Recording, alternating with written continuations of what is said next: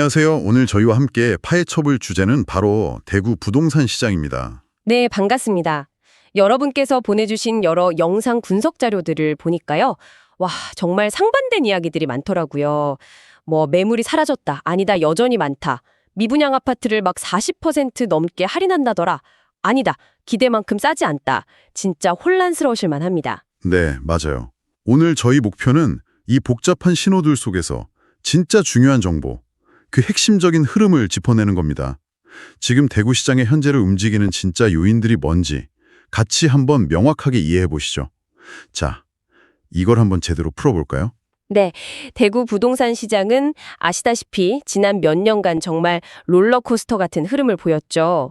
그래서 전국 부동산 시장 분위기를 가늠하는 바로미터로도 자주 언급되고요. 근데 문제는 정말 다양한 목소리랑 데이터가 막 혼재되어 있다는 점인데요. 오늘 여러분이 공유해 주신 자료들을 바탕으로 이 안개 속에서 좀 더 선명한 그림을 그려볼 수 있도록 도와드리겠습니다.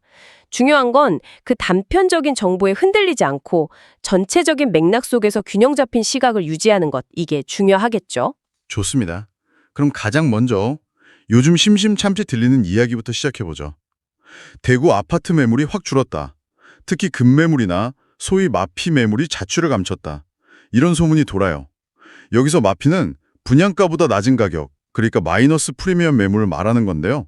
이게 정말 시장이 살아나고 있는 신호일까요?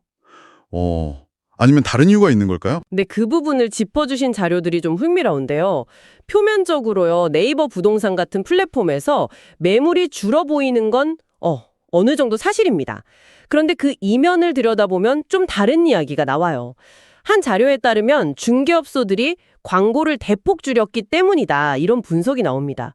그러니까 구매문의 전화는 오는데 실제 계약까지 이어지는 경우는 거의 없다는 거죠.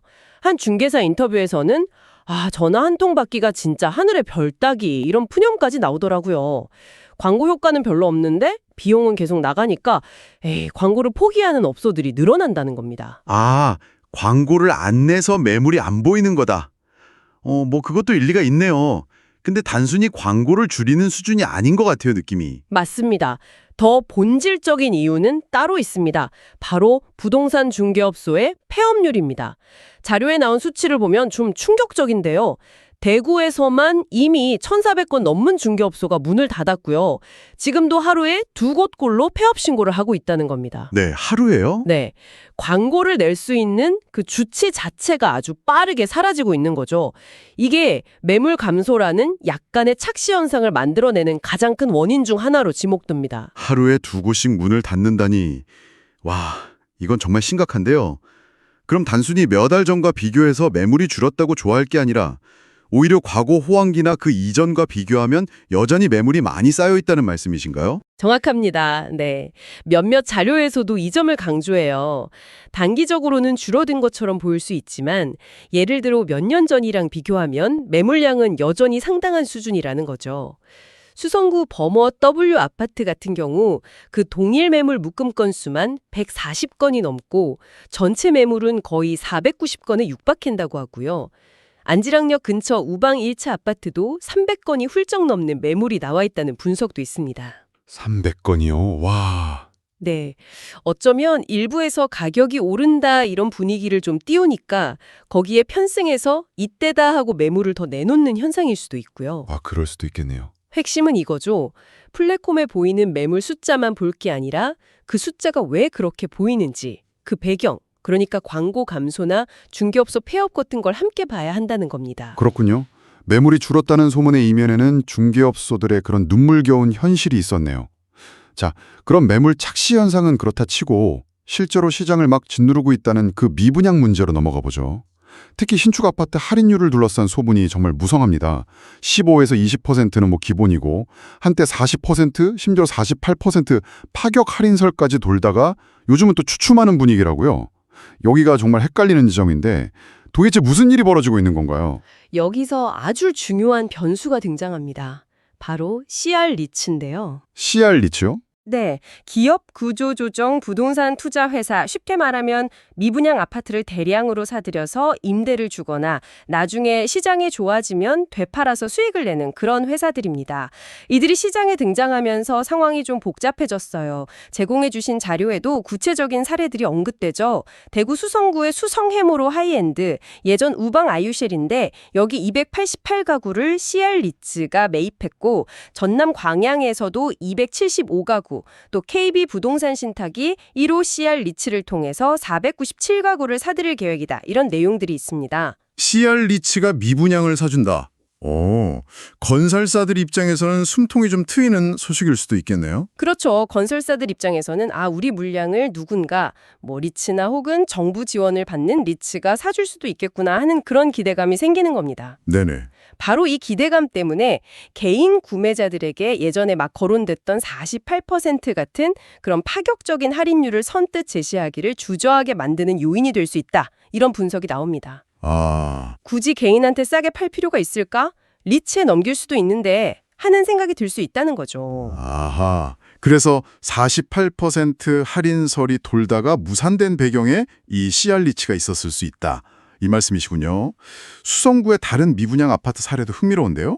여기도 45에서 48% 할인 이야기가 나왔다가 지금은 40% 수준에서 논의가 진행 중이라고요. 네, 그런 내용이 있죠. 예를 들어 24평형, 분양가가 약 7억 4천인데 이걸 4억 원대, 또 35평형, 분양가 약 10억 6천인데 이건 6억 원대의 리츠 같은 데서 매입할 수 있는지 타진 중이다. 이런 내용이 있던데 물론 그 자료 제공하신 분은 개인적으로 한 45%는 넘어야 메리트가 있을 것 같다고 평가했지만요. 네, 그건 평가니까요. 갈서구의 아파텔, 그러니까 주거용 오피스텔 사례도 있었죠.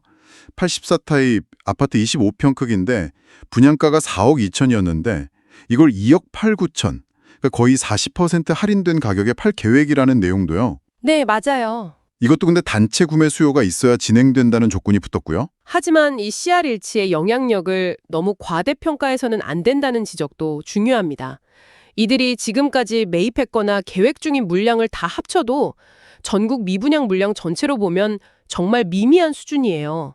한 자료에서는 2,000가구를 다 사도 전국 미분양의 3% 정도밖에 안 된다. 이렇게 분석하더라고요. 3%요? 생각보다 적네요. 네. 그리고 주로 수도권 외곽이나 지방에 상대적으로 가격 부담이 좀 덜한 아파트를 대상으로 하는 경향이 있습니다. 수성구처럼 분양가가 높은 곳의 물량을 대규모로 매입하기는 현실적으로 어렵다는 한계가 명확합니다. 게다가 기존에 분양받은 사람들 있잖아요. 이분들은 리츠 매입이 자기들 아파트 가격을 떨어뜨린다면서 강하게 반발하는 등 논란도 계속되고 있고요. 기존 계약자들 반발도 있군요. 리츠 영향력도 제한적이고 논란도 있고 결국 미분양 문제는 여전히 심각하다는 거네요. 그런데 공식 통계상으로는 미분양이 좀 줄어든 것처럼 나올 때도 있지 않나요? 바로 그 점이 데이터 해석의 함정입니다. 공식 미분양 통계가 현실을 100% 반영하지 못한다는 지적이 여러 자료에서 나와요. 예를 들어 대구시 자료에서 5월 미분양이 전달 대비 479채 줄었다고 발표했지만 여기에는 건설사가 자금 압박 때문에 잔금을 치르지 못한 계약 해지 물량 있잖아요. 그걸 다시 사들인 경우 이건 사실상 미분양인데 혹은 건설사 요청으로 아예 통계에서 빠진 비공개 미분양 물량이 포함되지 않았을 가능성이 크다는 겁니다. 비공개 미분양이요?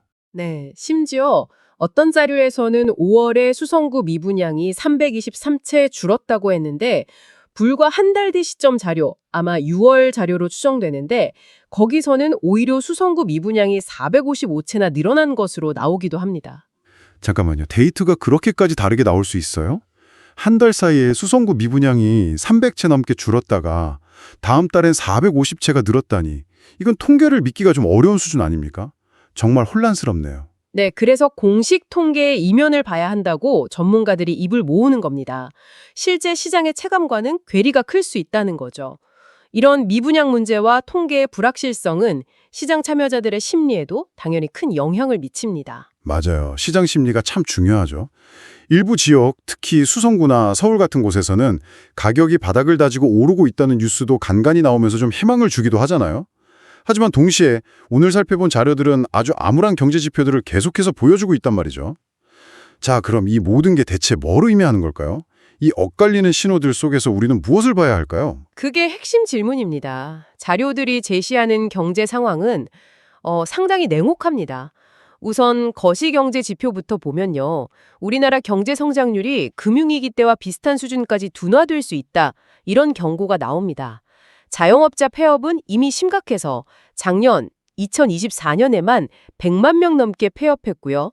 새로 창업하는 사람보다 폐업하는 사람이 더 많아졌다는 통계도 있습니다. 100만 명이요? 와, 네, 소득과 소비는 사상 처음으로 4년 연속 감소 세력 보이고 있고요. 여기에 가계부채 부담은 계속 늘어나고 앞으로 스트레스 DSR 같은 더 강화된 대출 규제가 시행될 가능성도 있습니다. 스트레스 DSR. 네, 스트레스 DSR은 간단히 말해서 미래의 금리가 오를 가능성까지 미리 반영해서 대출 한도를 더 엄격하게 보겠다는 건데요. 물론 경기 침체를 막기 위해 정부가 완화할 수도 있다는 단서가 붙긴 합니다만 기본적인 방향은 대출 조익이라는 거죠. 이름만 들어도 스트레스네요. 그 외에도 안 좋은 지표들이 더 있었죠? 네, 연체율 상승이나 개인 파산 증가세도 뚜렷하고요. 특히 PF 부실 문제가 계속 거론되죠. PF, 즉 프로젝트 파이낸싱은 아파트 지을 때 자금을 조달하는 방식인데 여기서 부실이 터지면 건설사는 물론이고 돈을 빌려준 금융기관까지 위험해질 수 있습니다. 이런 우려 때문에 건설업이나 관련 서비스업 경기는 계속 침체 국면이고 부동산 담보 가치 자체가 떨어지면서 앞으로 대출 한도가 더 줄어들 가능성까지 제기되는 상황입니다. 전반적인 경제 압박이 정말 거세다고 볼 수 있습니다. 듣기만 해도 숨이 막히는 경제 상황이네요.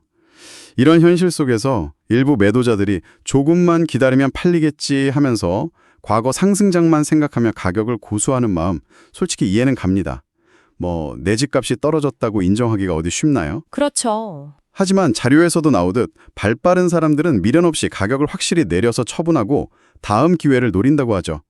아까 이야기 나눴던 하루에 중개업소 2곳이 문 닫는다는 그 팩트야말로 임대건에조차 힘들 정도로 시장 상황이 심각하다는 가장 강력한 증거 아닐까요? 네, 그럴 수 있죠. 예전에 동인동 모델하우스 앞에 길게 줄 섰던이라도 자료에 나오던데 그것도 결국 알바나 투기꾼 동원 가능성이 있었다는 걸 보면 눈에 보이는 게 다가 아니라는 생각도 들고요. 맞습니다. 심리적인 기대감과 이 냉혹한 경제 현실 사이의 괴리가 상당히 큰 상황입니다. 특히 대구의 경우 이러한 전반적인 경제적 어려움이 지역의 구조적인 문제와 맞물리면서 더 심각하게 작용할 수 있다는 우려가 커요. 제공해주신 분석 자료들에서 공통적으로 지적하는 부분인데요. 과거 투기 열풍과 재개발 붐으로 뜨거웠던 대구가 이제는 인구 감소, 최근 10년간 약 5% 줄었죠. 특히 청년 인구 유출, 올해 1분기 만에 1,100명 이상 순 유출됐다고 하고요.